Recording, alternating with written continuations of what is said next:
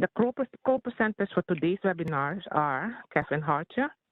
He's a supervisor in the Interstate Unit, and Cashwin Burnett. He's the supervisor in the Account Statement Unit.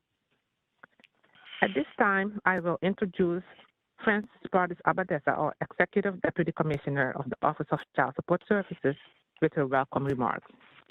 Good afternoon. I am Frances Pardis Abadesa. I'm the Executive Deputy Commissioner for the New York City Office of Child Support Services. I want to welcome you to our first webinar on how to accurately interpret child support account statements. I'm sure everyone in attendance knows about the child support program, but I don't know if you realize the crucial role that we play in supporting children and families. Child support is considered amongst one of the strongest anti-poverty programs in the nation, touching 1 in 7 children in New York City. We collected $860 million in child support income in calendar year 2020, and 89% of that went directly to families. One of the program's primary goals is to put children first and take a balanced approach with both parents. We strive to motivate both parties to appear in court and bring their financial documents. It is evident that when an order is consistent with an NCP's earnings, it leads to increased compliance with the order and increased income for families. When this happens, there are better outcomes for children. I'm sure you are also very familiar with the child support account statements, but I want to take a moment and summarize their purpose by stating that their primary function is to provide support magistrates and judges with financial information to use during court proceedings. Account statements highlight current and past support due on the account for a specific period. They include specific information critical to understanding the case, such as adjustments that may have been made to the case, the amount paid to date, the net due, and the amounts that have been applied and dispersed. Our fiscal unit workers, led by Esseline Pica-Winter, Acting Assistant Deputy Commissioner for Fiscal Operations, manually generate account statements by reviewing case histories, obtaining key details related to the orders on a case, entering these details in the child support account statement application, which is part of our child support system. It is our priority to ensure that these statements are generated accurately and timely. The key reason we are here today is because interpreting these statements inaccurately can result in orders being set based on incorrect information, which can have serious negative consequences for the parents and guardians that we all serve. In this presentation, our child support fiscal experts will walk you through all the details and nuances of the child support account statement. They will also highlight our various debt reduction initiatives that are available to non-custodial parents. We are so grateful that parents and guardians have taken advantage of these programs and reduced a total of $231.4 million of arrears owed to the Department of Social Services over the years. Life can be stressful enough, which is why it is one of our goals to continue to work with parents, guardians to reduce the debt so they can instead focus on caring for their children and fostering a strong relationship with them. We are so glad that you can join us today because account statements are a crucial component to the work that we all do to support the families we serve. Thank you. Now we will have Elizabeth Kumar, our Deputy Commissioner of the Office of Child Support Services, with her welcome remarks. Thanks, Esseline. Yeah, I just wanted to pop on and say welcome. I see that there are 31 participants logged in right now, so that's wonderful. We had a hard time figuring out when to have this webinar since, the court calendar is really packed. So we decided to do it over this week when the parts are down, and we're just thrilled that so many of you guys have chosen to join us today during this predominantly holiday week. But I just wanted to say welcome again and thank you. And I see a question in the chat that is, will the presentation/slides be available afterwards? The answer is yes. Please continue to ask your questions in the chat. We will get to them throughout the presentation. And I'm going to turn it back over to Esseline. Thank you. Thank you, Beth. So, fiscal operation. Yes, fiscal operation is a part of the Office of Child Support Services. Our main goal in fiscal operation is to ensure that child support accounts are accurate and up to date. One of our main goals as well is to audit accounts upon request and provide account statements when requested. We also want to make sure to reconcile all collections and disbursements, to identify and apply unidentified amounts, and to locate the applicable parties so that we can subsequently disperse our undisbursed collection. Fiscal operation consists of 4 main units, mainly the accounting unit, the account maintenance unit, payment adjustment unit, and the audit unit. The accounting unit is responsible for collection and processing of return checks and subsequently for error correction for payment processing on these return checks. This unit also is responsible for the bank reconciliation and reconciling all of our collections against our disbursements. They also process non-sufficient funds checks, requests for stop payments on checks, as well as stale-dated checks. When it comes to the account maintenance unit, this unit is responsible for processing cases for which an account is already billed and charges or corrections are needed due to a modification order. Furthermore, they process conversion and deconversion of cases due to a change in the cash assistance status of the dependent children. This unit also completes desk reviews that are requested by the custodial parents who are questioning their pass-through payments that they receive. The next unit is the payment adjustment unit. The payment adjustment unit identify unidentified payments that we receive from the non-custodial parent or the employers, which are applied to one of our suspense accounts. Once they identify these payments, they then apply the payments to the properly identified child support account. This unit also processes the receipt of tax and lottery intercepts as well as unemployment payments.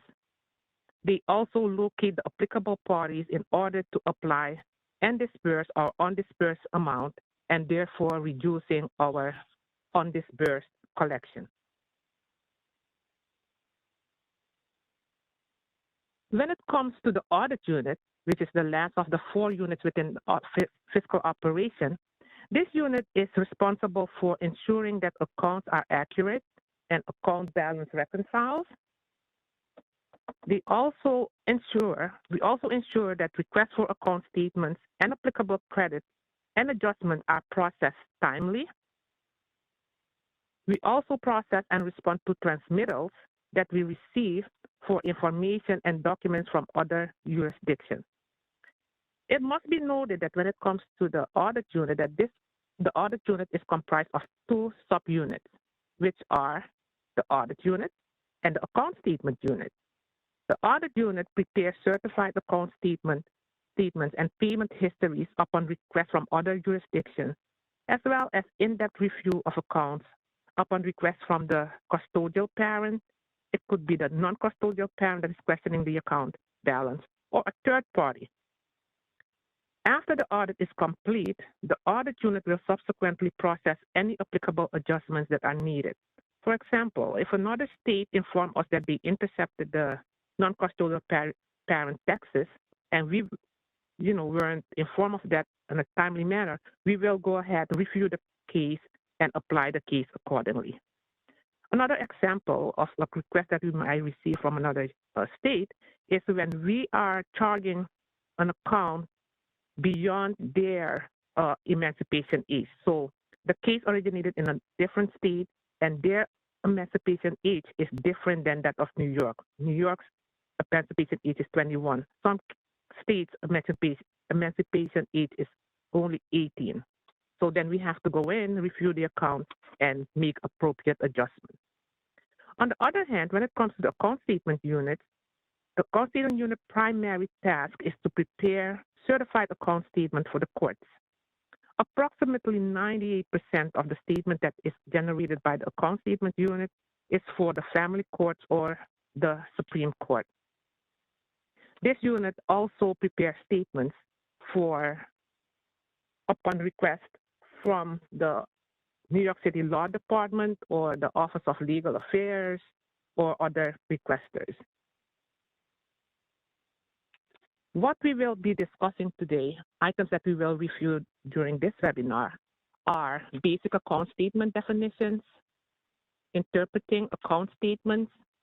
We will be discussing the account statement structure, payment history, the remark section on the account statement and how it affects the net due. And I will be presenting on these items. In addition, we will also review challenging issues when it comes to analyzing or reviewing an account statement. Issues such as undistributed collections, overdispersed accounts, unreimbursed assistance, in short URA, and unassignment of arrears.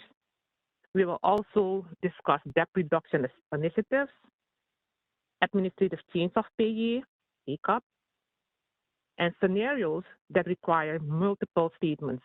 Scenarios such as CAN number change.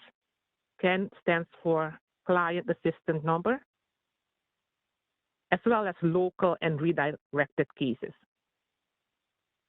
Those items will be presented by Kevin Hartcher. We will also highlight and clarify certain retroactive actions.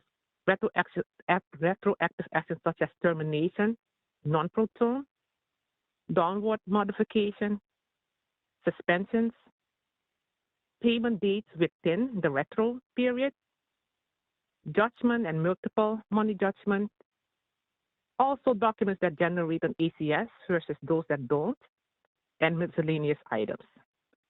Those items will be presented by Kashween Burnett. So let's start with basic financial definition.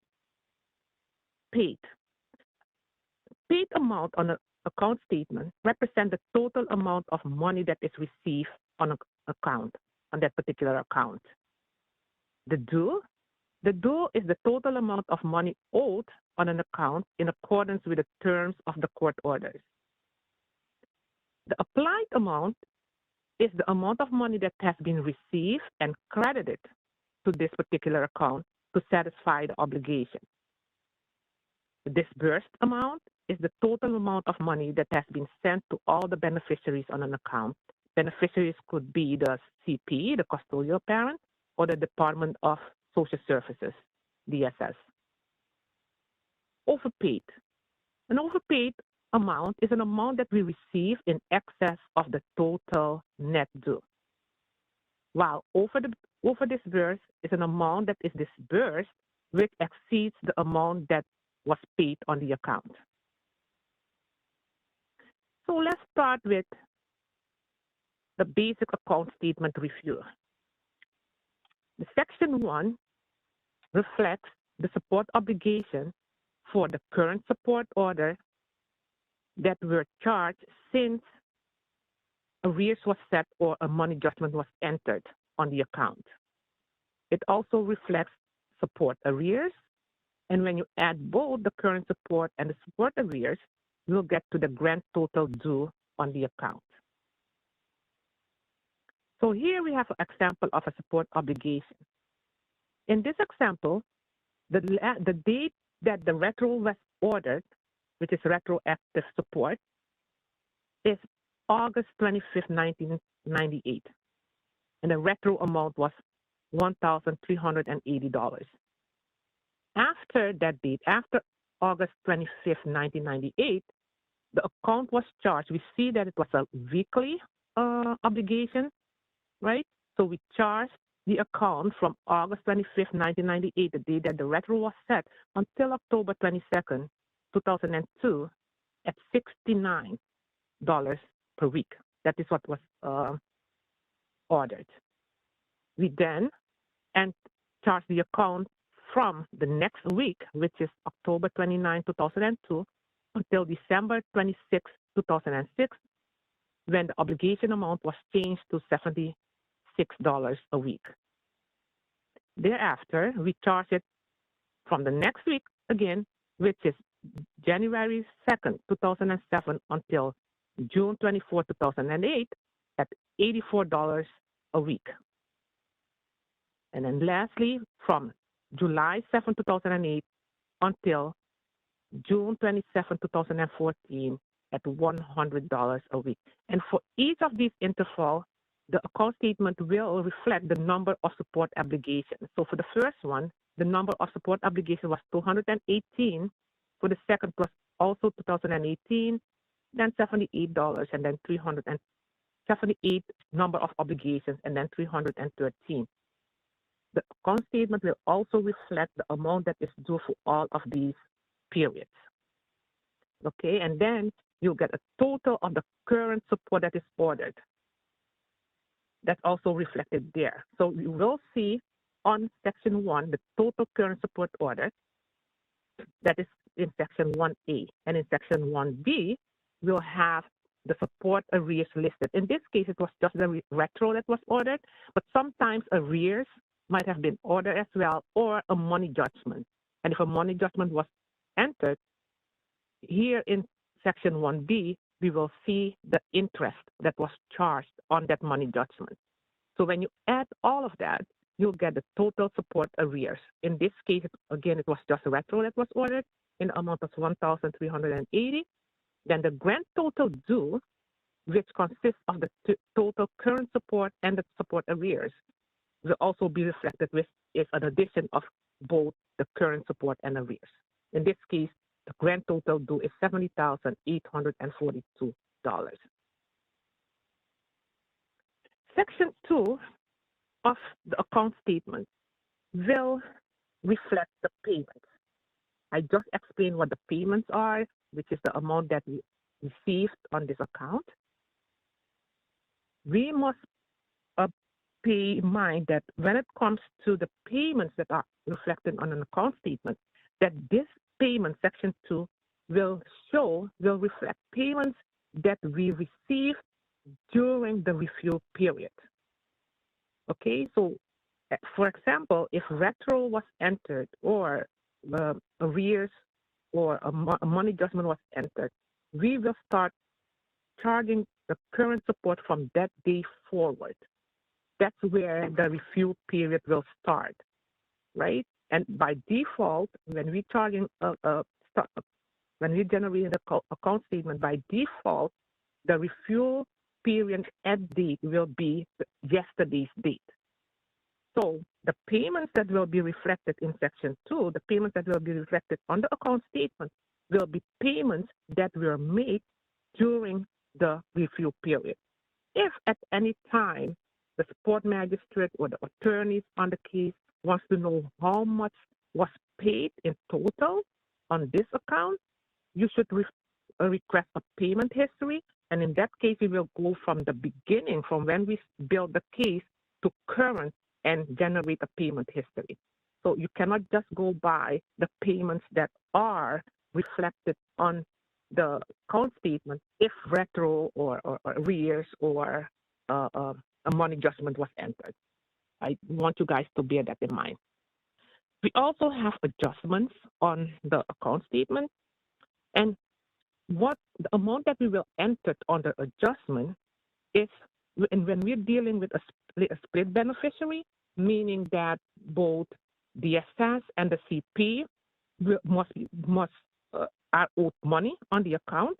When we're dealing with, both the DSS and the CP, and a money judgment or arrears was set to the custodial parent as of a certain day, and cash assistance was active for the dependent children prior to the money judgment and arrears date, we must enter payment, any payment that the NCP made and was applied to DSS, we must enter it in the adjustment column so that he gets credit for payments that he made and were applied to DSS.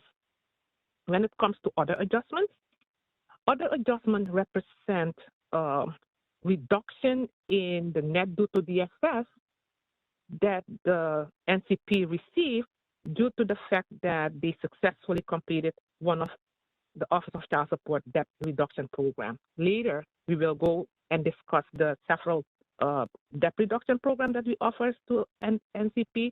However, when generating the account statement, if he received a debt reduction, let's say in the amount of $10,000, in this other adjustment window, we will enter that amount so that the net due owed to DSS is being reduced by that amount. When it comes to other adjustment to petitioner, when we're dealing with a link case, meaning that there is another case associated with these parties for the same dependent children, for example, when it is a CAN number change or it is a redirected case with another county, or another jurisdiction, or another state, if the NCP had made payments on the original case, the first account that was built, we will enter that amount in this other adjustment to petitioner column so that he gets the appropriate credit for the payments that he made. So here we have section 2 of the account statement. Okay, and account 2 reflects the payments that were made, again, during the review period. How much did we collect? Here, payment 2 shows the different method, the different mean by which we collected money on this account. The first one is payments that we directly receive from the non-custodial parent, in this case, $69. We will also receive money through property execution, tax in short. We also have administrative offsets. Administrative offsets are tax offsets. Before, we used to properly label it tax offsets, but due to FDI limitations, now we cannot list a tax offset. Instead, it is called administrative offsets. So if we intercepted the NCP's tax return, it will be listed under administrative offsets. We collect money due to unemployment of the NCP that will be listed there. In this case, it is $4,243.25. We also have IWO, which is the greatest mean by which we are collecting money that are being garnished by the employer and sent to us directly. In this case, $66,086.61.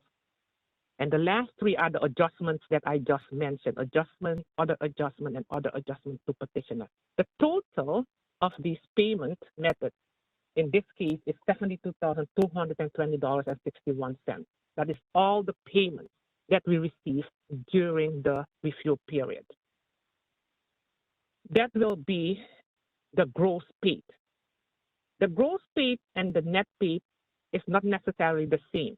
If for any reason we had to refund the NCP and we use this particular account to issue the refund, that refund will be listed under section 2C, amount refunded. So in this case, we refunded the NCP $1,528.36.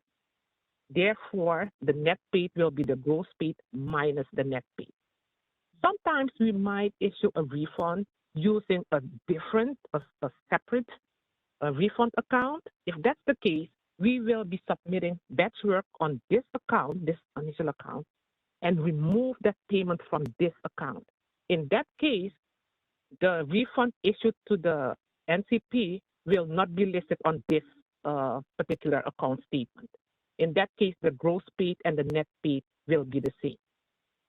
I hope that you guys, that's clear for you guys. Again, if we use this account to issue the refund, then the refund will be listed under 2C, and then gross paid and net paid will be different. However, if we use a separate refund account, then the refund will not be listed on this account statement, and therefore the gross paid and net paid will be the same amount.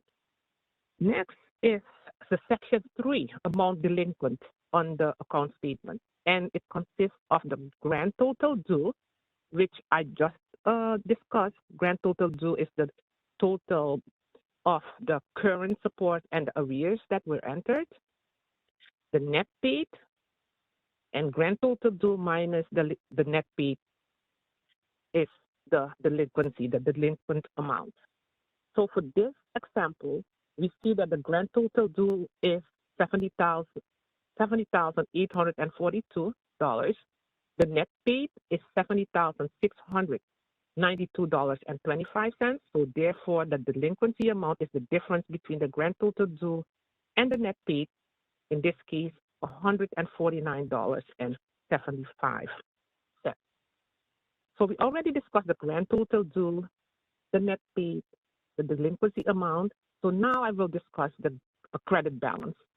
We will have a credit balance when the amount that the NCP paid exceeds the net due, right? In that case, the NCP might be entitled to a refund.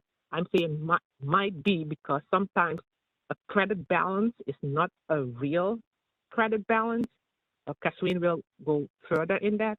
I will leave that for him. But credit balance is when the amount received exceeds the net due. And if it's a true credit balance, we will mention that so that the support magistrate know to order a refund to the NCP. But if it's not a real credit balance, we will mention that as well. Total undisbursed. Undisbursed amount is total amount of money that we receive on the account which is not yet disbursed to the beneficiary, to the CP or the NCP, because the account is paid in full, the payment came in, and the account didn't charge yet, we didn't have the next charge yet, so the amount that came in will be sitting undisbursed on the account until the next charge date. This section 2 and 3 payments and amount delinquent, it's very important, mainly when the case is a former PA case, and therefore there are two beneficiaries on the account, mainly the custodial parent and the Department of Social Services. So here we see that the grand total owed to the petitioner is $14,740. In section C1 and C2, we will see the total amount that was applied to the petitioner in C1 since public assistance, cash assistance was closed. And this amount is, in this example, it is $8,557.38, while C2 reflects the total amount applied to the petitioner while the dependent children were active on cash assistance. In this case, the CP received $1,760. C3 are other adjustments to petitioner, which I previously explained. So therefore, in D, we see the net support owed to petitioner. And we get to that amount by taking the grand total owed to the petitioner minus the amount that was applied to the petitioner while the child was active on cash assistance since cash assistance was closed, as well as the other adjustments. So in this case, we'll see that the net support owed to the petitioner is the $14,740 minus the $8,557.38 and the $1,760. So therefore, the net due owed to the petitioner is $4,422.62.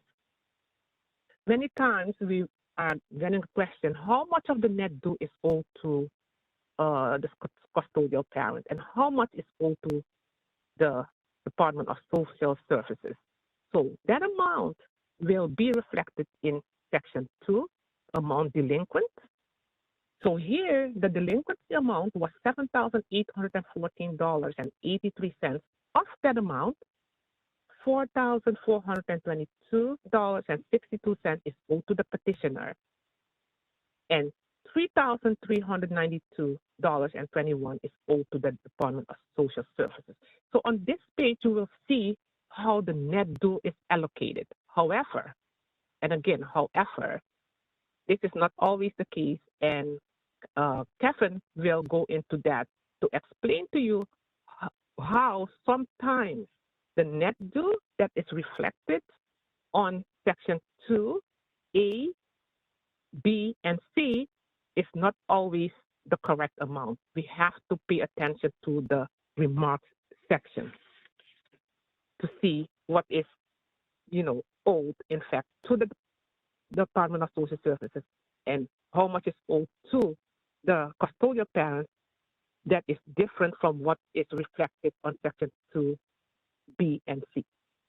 So before I go into the remarks that we, will enter in Section 4, here is where we will delineate of the net due that is reflected on Section 2C and D, how much is in actually due to the CP and how much is due to the Department of Social Services. So even though we have our account statement, the net due is reflected on it, in the remarks section, we will explain any details that is needed for the reader of the account statement to interpret or to understand how the net due is allocated. Okay, or how the case is charged. One of the remarks that we will enter is when the child is emancipated. In this case, we're stating that the dependent child, Jennifer, emancipated on April 18, 2011. It's very important to mention that, especially if the order is an allocated order. If it's an allocated order and we have 2 or more children on the account, we know that the obligation amounts should be allocated appropriately because, in this case, Jennifer is emancipated as of April 18, 2011. We will also mention a COLA increase. If you look at the current support that I mentioned, that I discussed earlier, you saw that the current support application was increasing and might be due to a COLA increase. We will mention that on the remarks so that the reader know why the obligation amount increased. And we will also mention the effective date of the COLA and the amount that it is increased to.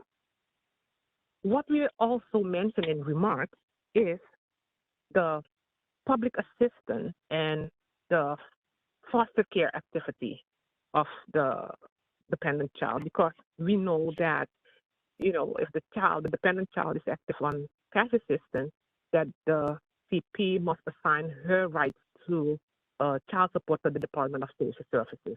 So we will be noting that information on the remarks so that it's known how much of the child support should be allocated to the petitioner and how much of it should be, assigned to the Department of Social Services. We will also mention confession of judgment. A confession of judgment is when the NCP sign a contract, sign an agreement stating that he confesses to owing X amount.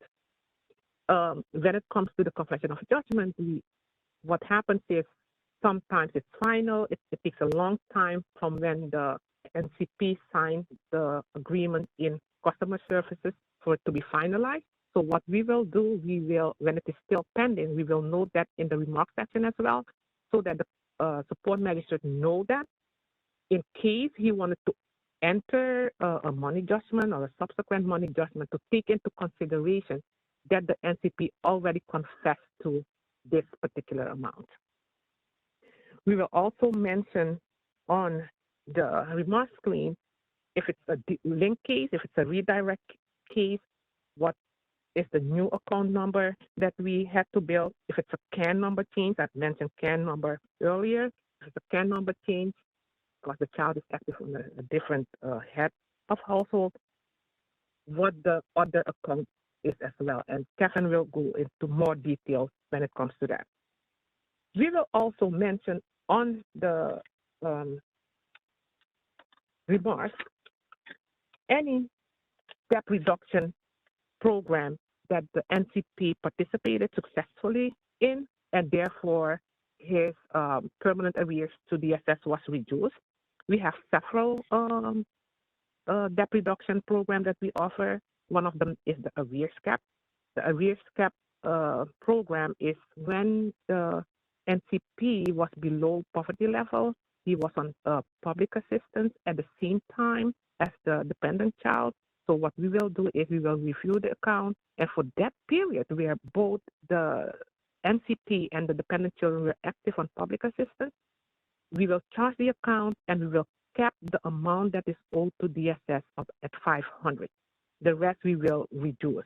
So if that's the case, we will mention that in the remarks section so that you guys know why, the arrears is less than what it should have been. We also offers the arrears credit program.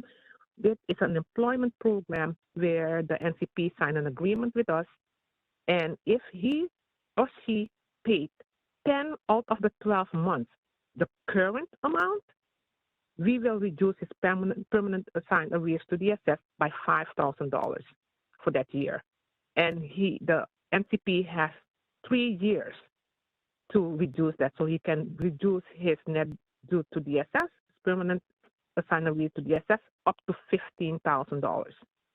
We also have the Parent Success Program. It's a program that if the NCP successfully participate with this program, he can earn up to $10,000 in reduction of his permanent assigned arrears to DSS. The other program that I want to highlight is the Paid Off program that we annually offer to the NCP. It's a program where the Department of Social, where we will match dollar by dollar the amount that the NCP paid for that period. This is one of our very successful debt reduction program. NCPs are coming forward and they're making payments, and we are, just like I said, dollar by dollar, we will be reducing their debt reduction program. Of course, there are certain requirements that they have to meet. We also have a STEP program and the Family Forward program. Both of them are also employment programs that have several phases. Once the NCP successfully comply, they will also see their permanently assigned arrears to DSS reduced by that amount. So if the NCP successfully participated with any or a combination of these programs, we will also note that in the remarks section and reduce his net due to DSS accordingly. Next. So if there are any questions so far, we will answer them. So Catherine, are there any questions in the chat room? Okay, the question is, my question is, are NCP credits ever applied to a different account if NCP has another child in order? Yes, however, on that other account, because we cannot give the NCP credit for a net due that is owed to the petitioner. So if the NCP has another account and he has permanent assigned arrears to DSS on that account as well, we will apply that account to that other account. Yes. We will apply the credit to that other account. But again, he needs to have permanently assigned arrears to DSS in order for us to apply it. Because money that is owed to the CP, we cannot, reduce that without her permission. Yeah, Esseline, that's exactly right. I just want to clarify, though, right, that it sort of depends on the debt reduction initiative, right? So for arrears cap, it would apply to all cases, because if you can prove that he's below the poverty level, then for that period of time, all cases should be capped, correct? And but for something like pay it off, where they're making a payment towards a specific case, that would only apply to that case. And I think the same is true for arrears credit, where they're making ongoing monthly payments to a particular case, then that case will receive the reduction. Is that correct, Esseline? Yes. So it does depend on what which one of the risk credit program he's participating. How are NCP advised about all the programs available to them to reduce amounts owed? Yes, our customer service, they have all the different the risk reduction programs as well as the state hotline. So whenever even if they don't apply, if one of my staff are working on a case where we see that, you know, the NCP is complaining about his net due, that it is too high, we will tell him about the risk reduction program that we have and tell them to call the customer service so that they can start the process, because the process starts with our customer service, and then they will let us know, and then we will review his account and, you know, apply the credit if he meets the criteria. Yes, and we also have pamphlets in the courts so that they can, you know, hand it to the NCPs as they are appearing court, so that they know of those debt reduction program that we offer. So they are aware. We make sure, you know, to inform them of the debt reduction program that we offer. Yeah, I'm going to jump in one more time. And again, Esseline, that's correct. I don't know if the courts have those brochures anymore. Honestly, I just think that we haven't taken stock of, you know, what's available in the court recently. And plus, we know that most court hearings are happening virtually now. So what we are, we're trying to encourage NCPs to go to our website. Our website has all that information, and as well as the call center, of course, which Esseline mentioned, and then our staff. Our staff also have been asked to mention our debt reduction programs every time they're in contact with the non-custodial parent. So a lot of it is word of mouth, but for those that, you know, get online and search on our website, they will find that information.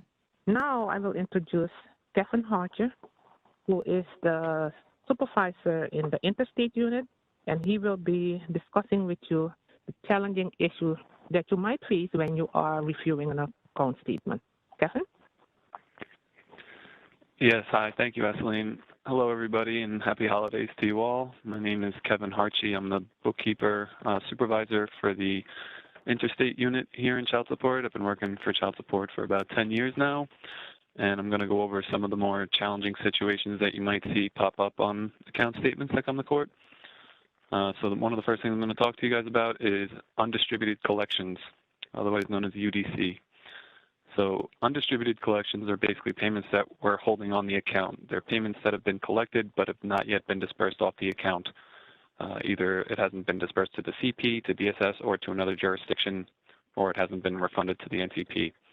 So some of the more common reasons why we would be holding money on an account is unknown location of the parties. This is one of the more common scenarios where sometimes we'll send a payment out to the custodial parent, but then the check will be returned to us as non-deliverable because we don't have the correct address for the custodial parent. That's also why it's important to look at the cover letters that accompany the statements that go to court, because on those cover letters it lists the addresses of the parties. So if there's an issue with payments not being dispersed and due to not having the right address for the custodial parent, that's an opportunity there in court to see that we have the wrong address listed and to have the custodial parent contact us with the correct address. Another reason is joint taxes. So if we intercept taxes from a non-custodial parent and those taxes were filed jointly by the non-custodial parent and his current spouse, what we do is we hold that tax payment for 6 months on the account because we're anticipating that it's going to be debited from the account. We're anticipating that we're going to receive what's called an injured spouse claim, where the non-custodial parent spouse claims that that return is actually partially owed to her. So we'll hold it for a period of 6 months waiting for that to come in, but sometimes it might not come for a couple of years. They might not file that 2 years, until 2 years' time. So when that happens, well, we'll get into that later, but that's one of the reasons why we would hold money for a period of time. Another reason is court-ordered suspension. If the obligation amount has been suspended, we're going to hold on to payments for current support charges just because it's either, you know, we're waiting to see the outcome of a future court hearing or whatever the situation is. We'll still disperse payments for prior arrears, but any current support charges, we're not going to disperse any money until we're instructed by the court on what to do. Another issue is unknown location of the dependent child and change of payee. Those kind of go hand in hand. So if you have, sometimes we might be made aware of the fact that a child may no longer be residing with the custodial parent mother. Maybe the child is now residing with the grandmother, and there's a process underway to have the payee changed. If we see that that's ongoing or we're initiating that process, we're going to hold some of the payments until we can hash that out and figure out who it is that's actually owed the payments that we're holding. If there's a refund owed to the NCP, which I'll get into on the next page too, that could be one of the reasons why payments are being held on the account. A deceased CP, if we get word that a custodial parent is deceased, we're going to put a hold on the account until we can verify that. And if that is the case, then we just remove all the custodial parent arrears from the account and we refund the non-custodial parent any money that we are holding. It's New York State regulation that SCU cannot collect child support on behalf of an estate for a custodial parent. If there are arrears owed to DSS, though, then those arrears are still going to be collected, but we're not going to continue to charge support, and we're going to remove any arrears owed to the custodial parent. Okay, on the next page, I'm going to show you guys an account statement example of undistributed collections. So on this page, if you look at the total delinquent amount on this statement, we're showing a total delinquent amount of $1,861. That's an overpaid balance that's on the case. Right below it, it shows the total undispersed figure, which is $1,905. So the case is actually overpaid $1,861, but we're holding slightly more than that. We're holding an additional $44. And so we would look to the remarks to see an explanation as to what is occurring and why that balance is there. We instruct our workers to explain this in the remarks.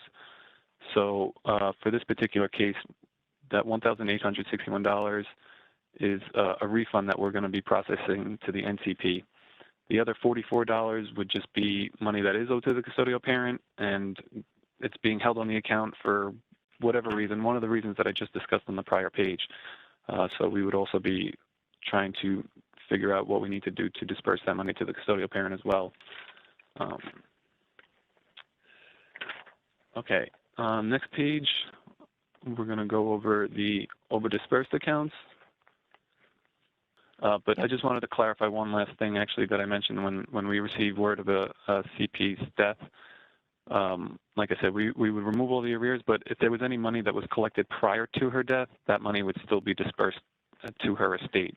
It's just any money collected after the date of her demise that we would be refunding it back to the non-custodial parent.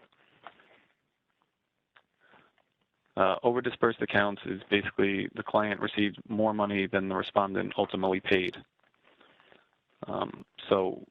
When this happens, what we do here internally is we build our own ledger to recoup these funds that were dispersed, that were overdispersed.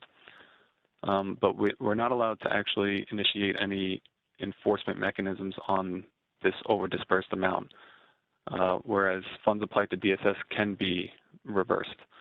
So some of the examples of situations that create an overdisbursement, which was one of the things I mentioned before, is tax debit. So if we do receive an injured spouse claim and it was filed 6 months after we receive the money and the money's already gone, OCSS is now tasked with returning that money back to the spouse, back to the injured spouse.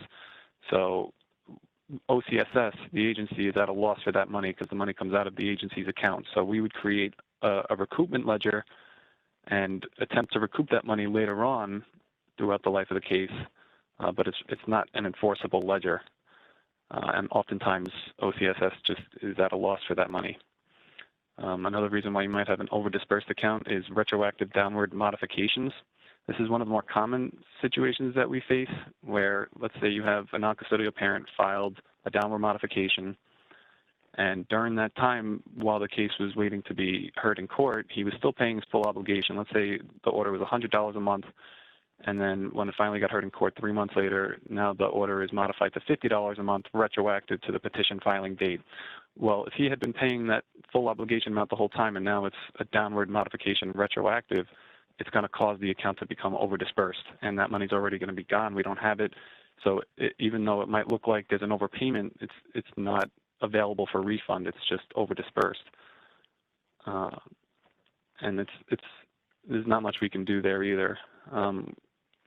Mistaken identity is another reason for overdispersed accounts. Sometimes we might not have the right social security number. Maybe it's off by 1 digit, or the name of the non-custodial parent is very similar to another name, and we start enforcing on the wrong person.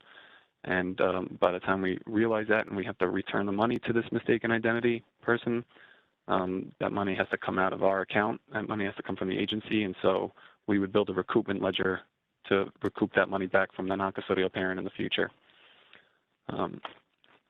Being in the interstate unit, this is one of the more common situations that I come across, is interstate cases where other jurisdictions intercepted money and sent it to the CP, and there's a delay in notification to us.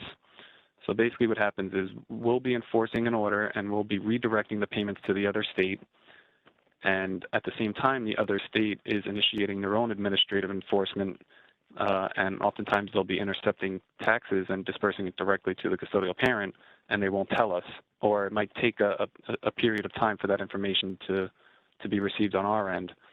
And when that happens, oftentimes the case will have already been paid in full or up to date on payments, and if we now apply that tax intercept that the other state dispersed to the custodial parent, it causes the account to become overdispersed.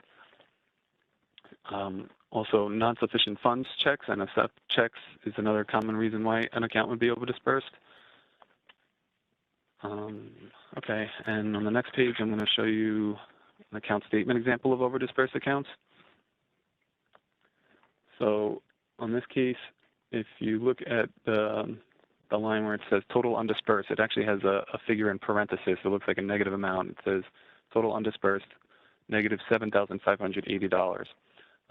The negative figure does not mean that it's overpaid. It's actually the opposite. It means that it's overdispersed. Basically, if it was undispersed, it would be a positive figure because that's what's undispersed. But because it's in a negative figure, that means it's actually been overdispersed. And we would look to the remarks for an explanation. Anytime there is an overdispersed amount on an account, we address it in the remarks. So on this particular example, the remarks state that an administrative offset was applied to this account.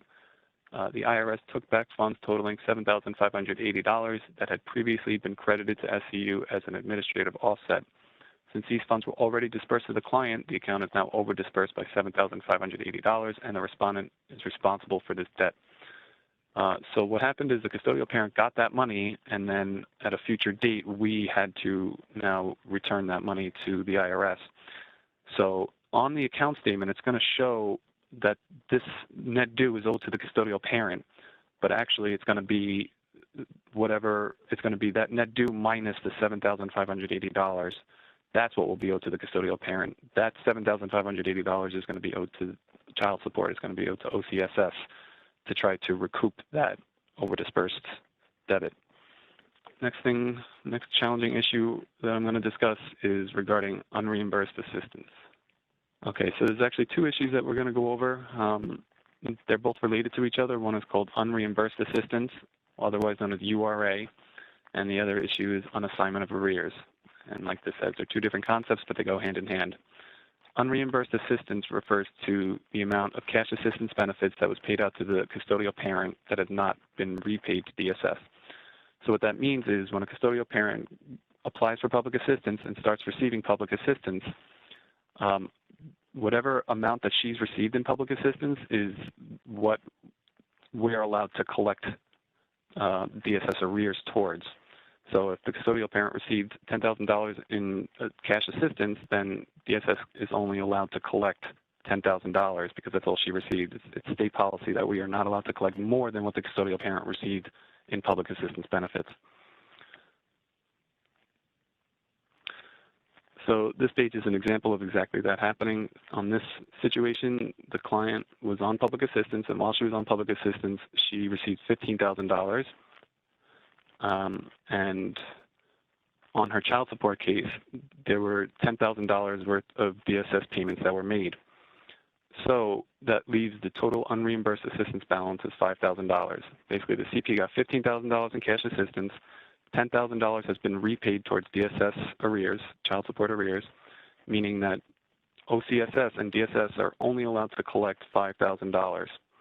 We're not allowed to collect more. So on this example, though, the net due, if you look at the top of this example, net due equals $10,000. So as an example, on this hypothetical account statement, it would show a net due to DSS of $10,000. But because of this unreimbursed assistance balance being only $5,000, we're only allowed to collect that $5,000. We cannot collect what the statement is showing. Even though the statement is going to show DSS is owed $10,000, it's only $5,000 that DSS is owed. That other $5,000 of the difference is now going to be reassigned to the custodial parent, which I'm going to go into on the next page as well. Challenging issue number 4 is the unassignment of arrears. So because DSS cannot retain more support than was granted in assistance, if there are additional arrears that are in excess of what that unreimbursed assistance amount is, whatever the difference of those amounts is, it's going to be transferred to the client. And I'll show you an example on the next page of what that looks like. Okay, so example number 1, net due owed to DSS equals $10,000. So on this account statement, it's going to show a net due owed to DSS of $10,000. But the public assistance case that the custodial parent had, she only received $8,000 worth of cash assistance benefits. So that and nothing has been paid back towards that balance. So what that means is that DSS is only allowed to collect $8,000 of child support arrears. We're not allowed to collect the $10,000. So that difference of $2,000 is still going to be owed by the non-custodial parent. It's just not going to be owed to DSS. It's going to be unassigned from DSS and reassigned to the custodial parent. So there's no way for us to show that as a figure on the account statement. The account statement is just something that's generated by the system, and it just spits out, whatever charges and payments are made. But we have to look to the remarks for an explanation if those figures are different. So if the account statement is showing $10,000 owed to DSS, but the URA is only $8,000, in the remarks is where we're going to explain that even though the statement shows $10,000 owed to DSS, it's actually only $8,000 that's owed to DSS due to the balance of the URA. That other $2,000 has been reassigned to the custodial parent. Okay, next page is going to show one more example that we can go over here of another situation. So on this example, the net due is $15,000. The total cash assistance that the client received while on public assistance was $10,000. The total child support paid by the NCP towards DSS was $15,000. So actually, DSS was overpaid by $5,000. So if you look, the total unreimbursed assistance is negative $5,000. What that means is DSS got more money than they were supposed to have received. When this happens, we then transfer $5,000 of payments that apply to DSS, and we transfer them and disperse them to the custodial parent. Because by law, we're not allowed to collect more than that $10,000 amount, and whatever is in excess of that, it goes to the custodial parent instead. It's going to be an actual account statement example of this, where we put it in the remarks, and you can see how we phrase it. So on this account statement, it's showing a total delinquent amount of $3,898, and it looks like it's all owed to DSS. This is how it would look on an account statement. But in fact, none of this is owed to DSS, and this is why we need the remarks to explain that. So in these remarks, it states, in total, $94,406 was paid to the client in cash assistance benefits. A total of $94,406 was paid back. Since DSS cannot retain more in benefits than was paid out, the amount reflected on this statement as owed to DSS was reassigned to the client. Therefore, even though the statement reflects an amount owed to DSS of $3,898, the actual amount owed to DSS is $0. This balance has been reassigned and is now due to the petitioner.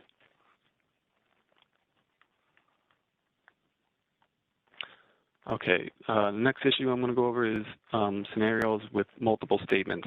So I'm sure you've seen, sometimes you have a child support case and you have 2, sometimes even 3 account statements accompanying this one child support case.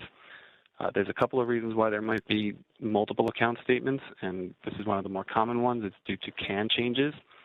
CAN stands for Client Assistance Number, and it refers to the client's public assistance case. that she is receiving benefits under. Oftentimes, a client will have multiple public assistance cases. She might have a case, he or she might have a public assistance case for a number of years, and then it becomes closed. And then when they reapply, a whole new public assistance case becomes open. When that happens, what essentially happens is now you have two separate unreimbursed assistance amounts. You have an unreimbursed assistance amount for the first public assistance case, and now you have an unreimbursed assistance amount for the second public assistance case. And there's no way for us to put all of that on one statement, so we have to create a second account to reflect that. This way, arrears aren't going to get unassigned when they shouldn't be unassigned. If she has two public assistance cases, then there's going to be two different amounts that DSS can collect upon. So it says, the first bullet point says, SCU must track assistance paid by individual 4A case numbers, CAN numbers. So what we do is we document activity of multiple CANs on separate statements, even though it's the same parties. Every time we do create a new account for this situation, we notify both parties. We notify the NCP that there's been a new account, and we explain why there's a new account. It's not that he's being double charged. It's just that this is the only way for us to be able to do this in our system. SCU is not charging on both cases. If there is a CAN change, what happens is the first account will remain open only for the arrears owed to DSS under that first public assistance CAN. So it's not going to be actively charging. If there's a second public assistance CAN, that is now going to be charged on this second account. So the first account is only going to be frozen in time just for the arrears owed to DSS under that first CAN. The second account is now going to be opened to collect towards arrears for that second DSS CAN, as well as all the charges owed to the custodial parent. So the second account will be the actively charging account. And it is important to accurately determine and reflect the correct net due owed to each party. So we would explain in remarks everybody who's owed what on each account. Okay, so this page shows an example of a CAN change case where this is the first account. There is a linked account with this one, and it's explained in the remarks. So I'm going to read over these remarks. It says the dependent child was receiving public assistance under the first CAN number from February 20th, 2003 to March 30th, 2004, and under a second CAN from May 26, 2004 to June 26, 2008, and July 12, 2008 to present. Since all benefits paid must be tracked separately, it was necessary to build another account to track the benefits paid under this new CAN. Therefore, account number ending in X2 was established to accommodate payments received under this second CAN number. So this statement, which is referring to the first one ending in T1, this statement reflects current support charges for the period of February 20, 2003 through 3/30/2004 only. So like the remarks state, it's just for the DSS arrears owed under that first account. So those are the only charges you're going to see under this first account. The next page is going to show the linked account number ending in X2, and the remarks are going to explain the reasoning behind this linked account and what the charges are representing. So the remarks read, the dependent child was receiving public assistance under the second CAN number from May 26, 2004 to June 26, 2008, and from July 12, 2008 to present. Therefore, this account was established to track benefits paid under this new CAN.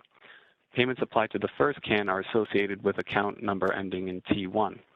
This account statement reflects charges that were incurred since the second CAN number was established. For amounts owed to DSS and or the client under the first CAN, refer to the linked account T1, the original account. So that's why we have to track those DSS charges under separate cases, under separate accounts. So even though it's one child support order, it's the same parties, it's necessary for us in order to break down what's owed to who, that we reflect it on two separate accounts this way. I'm going to go over, okay, so yeah, X2 statement is going to say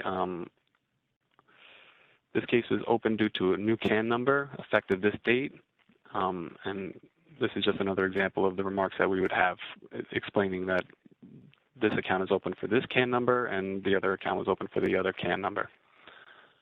Okay, the next page I'm going to go over another reason why you would have multiple accounts for the same parties in the same child support case.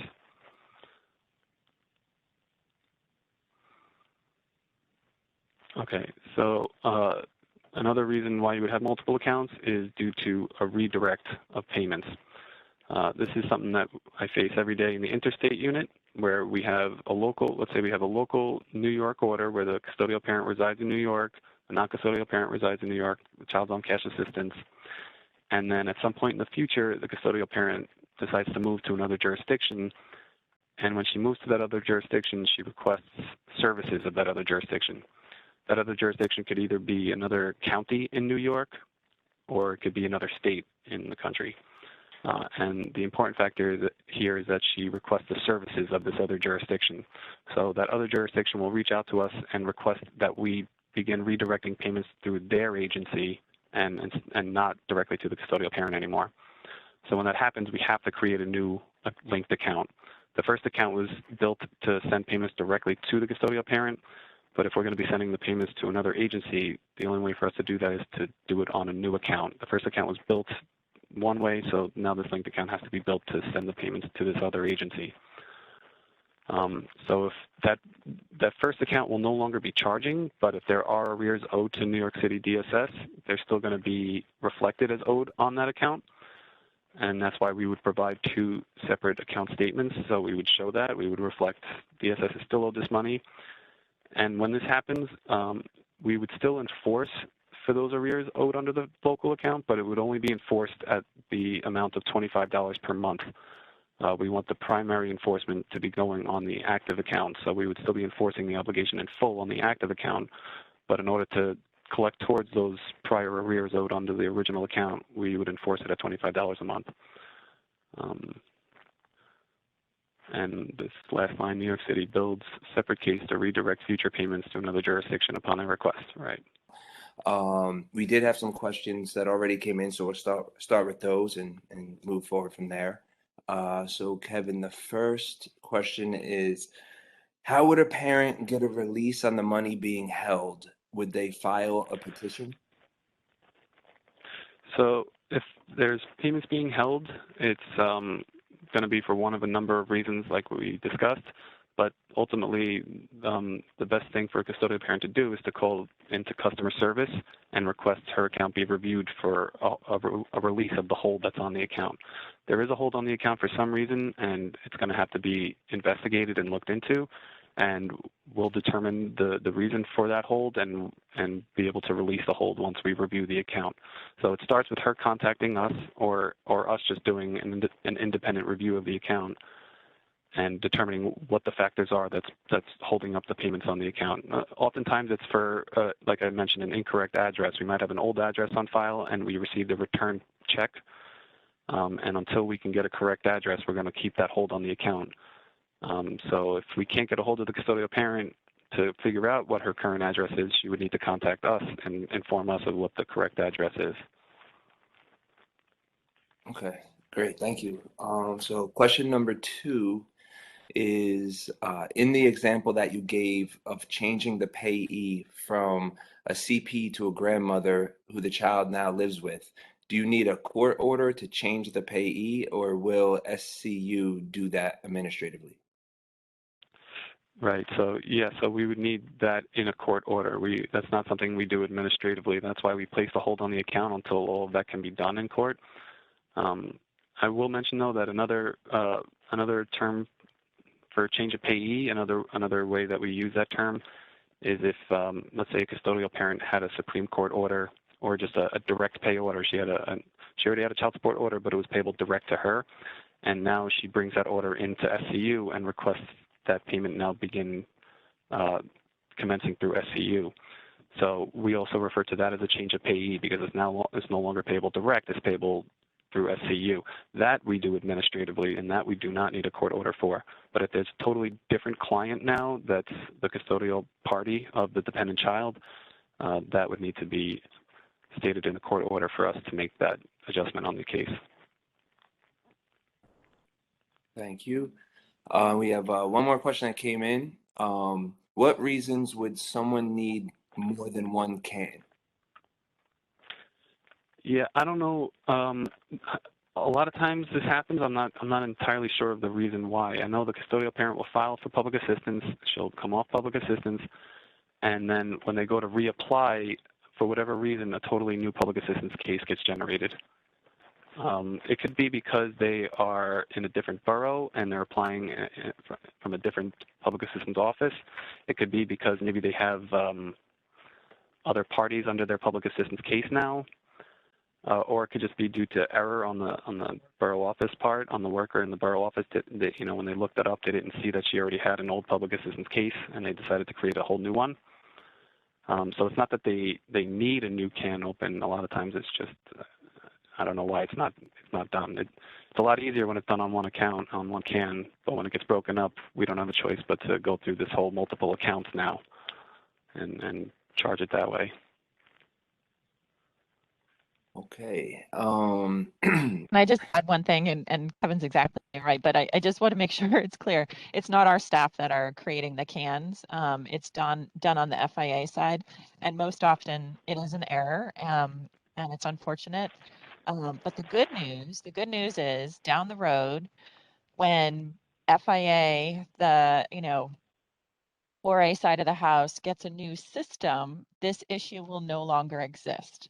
That new system is coming probably maybe 5 to 8 years from now, but they do recognize that it's a flaw in the system where parties can get different cans. But anyway, it will be addressed in the future. For now, we just have to deal with it, as Kevin said.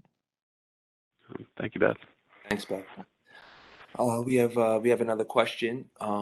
Do you have obligations to review accounts annually without a parent's request?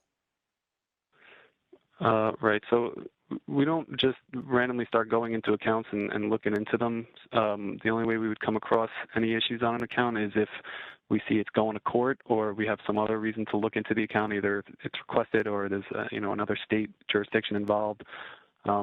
Anytime the case is going to court and we have to generate an account statement for it, it automatically goes under review. The account's going to be reviewed from start to finish, and any issues present on the account will be addressed while it's under review. But outside of that, we don't just look into an account unless we have some other cause and some other reason to be in the account. And that's correct, Kevin. We do generate account statements automatically when a hearing is scheduled. But when it comes to audit, like an in-depth review of the account, that we do upon request, either from the CP, the NCP, a lawyer that is assigned to a case, or if the NCP or CP write to one of our elected officials and they, reach out to our office, then we will do an in-depth review. But we won't just, annually reviewing an account. No, we don't do that. Right. And there is no law that requires us to do it. There is a review and adjustment law that says we have to look at cases every 3 years, and that's part of the COLA process. So we do that. But as both Esseline and Kevin have said, if it's in between that 3-year period, then it would have to be a request for us to do in-depth review. Great. Okay, we have one more question that came in with regard to a prior NCP debt reduction program question. Did OCSS fiscal folks do a proactive review of cases to alert NCPs that may be eligible for debt reduction? No, what we do, again, if NCP write to us or call the customer service complaining about his net due, then we will look into that account to see if he, might be qualified for one of these debt reduction programs, and then we will reach out to him and, advise him of the different programs that we offer. But we don't proactively, review accounts to do that. So again, if he's complaining or, customer service, they go into customer service and they will tell them about all those reduction programs that we offer, then we do that, but we don't proactively do it.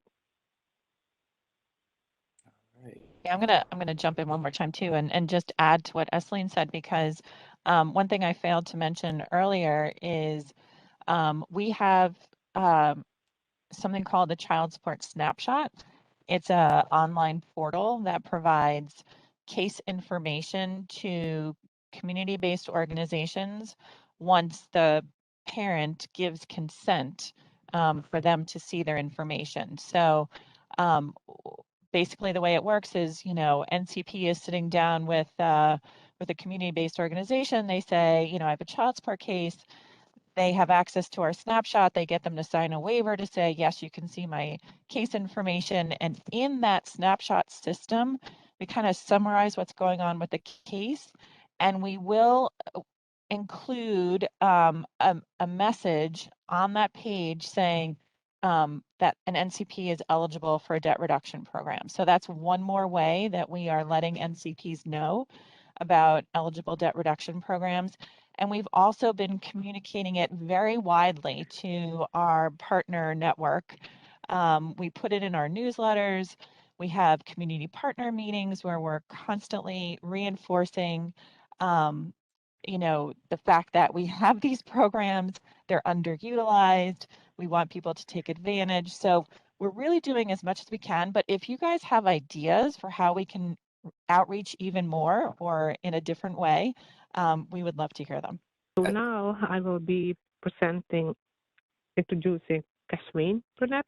Kashwin is a supervisor in the account statement unit, and he will be presenting on highlights and clarifying retroactive actions. Kashwin? Thank you, Esselyn. Good afternoon, everyone. My name is Kashwin Burnett. I'm an accounts supervisor at the Office of Child Support Services. I've been employed with the agency for over 7 years. My role as a supervisor is to ensure account statements are prepared timely for court daily. Today, I will review some miscellaneous court actions that will rectify or resolve some of the issues we're facing in preparing an accurate account statement. So I will start with retroactive actions. Examples of retroactive actions that are taking place in court are terminations, NPT, downward modifications, suspensions. The table below summarizes the disbursements where a retroactive action may lead to an overpayment. If the funds were dispersed to the CP, it can be retrieved, it cannot be retrieved. If the funds were dispersed to New York City DSS, it can be retrieved. And the funds are dispersed to other jurisdiction, it can be retrieved if it's not dispersed.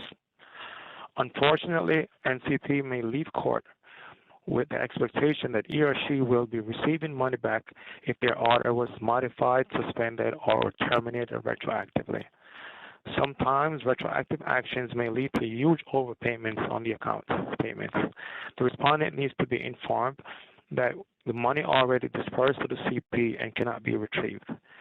We do ask for the support magistrate assistance in setting the NCP's expectations so that they do not leave thinking money is available for refund if it's not.